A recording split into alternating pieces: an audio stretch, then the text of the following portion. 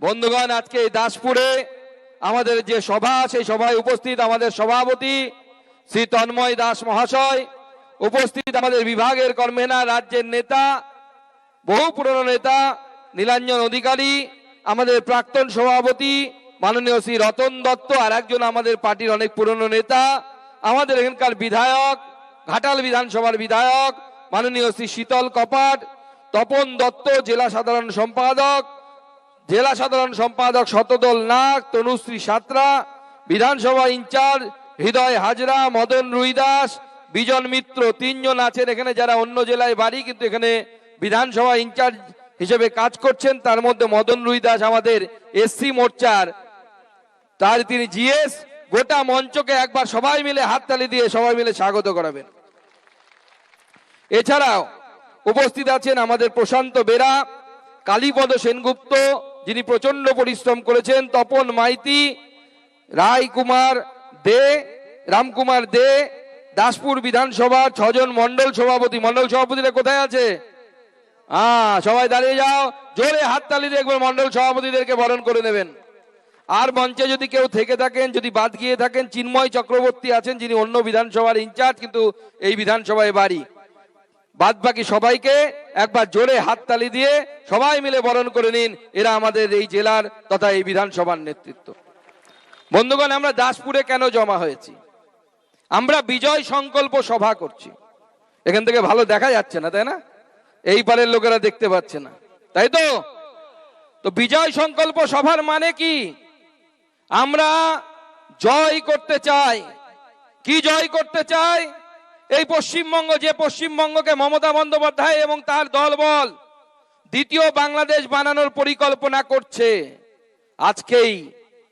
আজকেই দিল্লি থেকে 2টো চ্যানেল আমার হিন্দিতে এবং ইংরেজিতে ফোনও নিল, মানে ফোনে যে বাইট নাই। কি বলছে? বাংলাদেশের ছেলে খোকন চন্দ্র দাস, তাকে ঘরের মধ্যে জ্যান্ত জ্বালিয়ে পুড়িয়ে মেরে দেওয়া হয়েছে।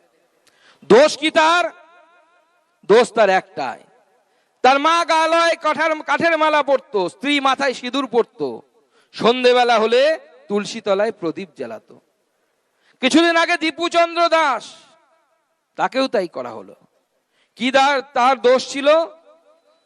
সে নাকি কোনো একটি ধর্মের অবমাননা করেছে, সেই অজুহাতে তাকে গণধোলাই করা হলো।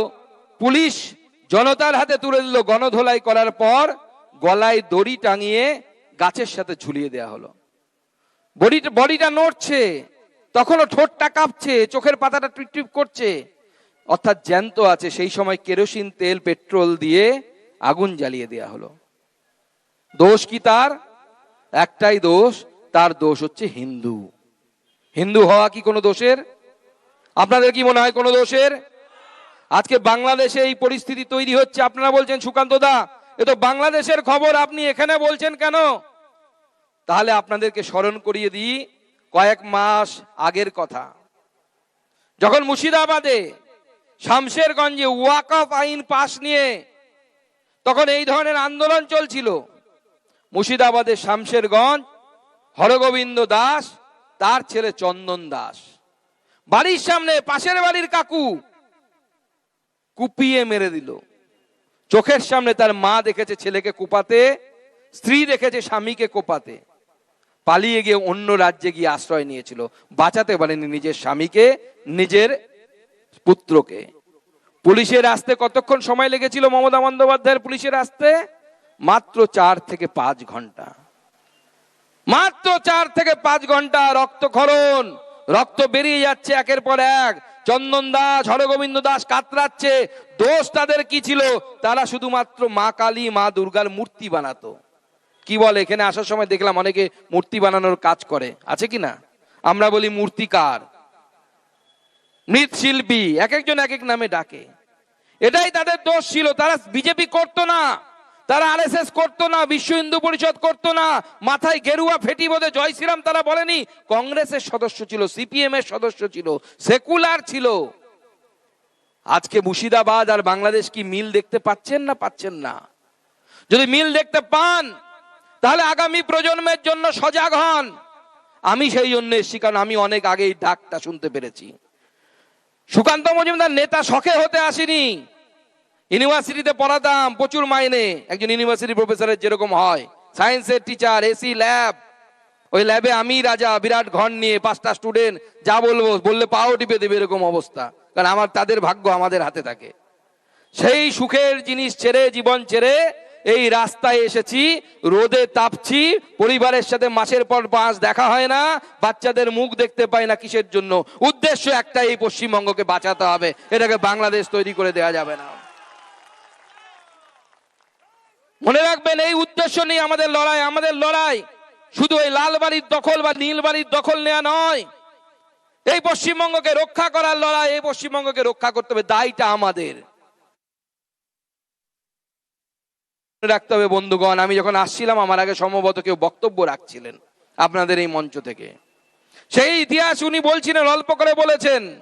1946 সাল, এই গোটা ভারতবর্ষে তখন কোন অংশটা পাকিস্তান হবে, কোন অংশটা পশ্চিমবঙ্গ হবে, কোন অংশটা ভারতবর্ষ হবে, তা নিয়ে তখন ভোটাভুটি চলছে। সেই সময় যেহেতু ঠিক হয়েছিল হিন্দু বহুল এলাকা হিন্দুস্তানে থাকবে, মুসলিম বহুল এলাকা পাকিস্তানে যাবে, কি করলেন? পুরো বাংলা, তখন যে বঙ্গপ্রদেশ অর্থাৎ এখনকার বাংলাদেশ আর বর্তমানের যে পশ্চিমবঙ্গ, এই দুটো মিলে যে বঙ্গপ্রদেশ, সেখানে মুসলিমরা সংখ্যাগরিষ্ঠতা ছিল। স্বাভাবিকভাবে গোটা বঙ্গ, ইউনাইটেড বেঙ্গল ইংরেজিতে যাকে বলে, সেই ইউনাইটেড বেঙ্গল সেটা বাংলাদেশে অর্থাৎ পূর্ব পাকিস্তানে যাবার কথা।